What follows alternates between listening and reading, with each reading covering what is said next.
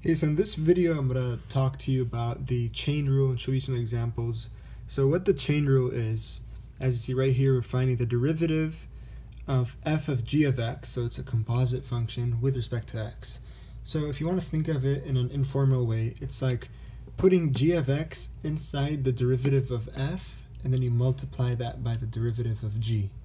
So to begin with, here we have 4x minus 1 inside parentheses raised to the third power.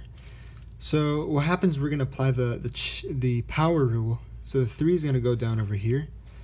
That way we have 3 times, and you leave the inside the same, 4x minus 1.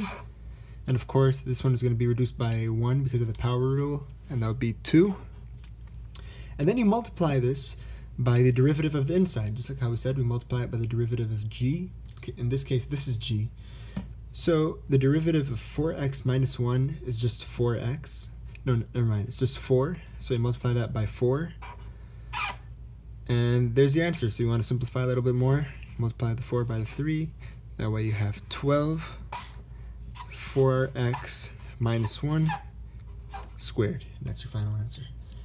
Alright, second problem right here. Same thing.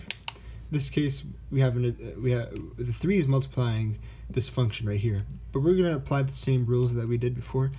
So the 4 is going to go back down here, applying the power rule. That way we multiply the 4 times by the 3, then we have 12, then keep the parentheses the same, 4 minus 9x, close parentheses, and just like how the power rule goes, you subtract it by 1, now we have 3. And then you multiply it by the derivative of the inside. In this case, the derivative of the inside is negative 9. So times negative 9. Now, final answer, we simplify a little more. We could multiply it with this to keep it simple. 12 times negative 9 is negative 108.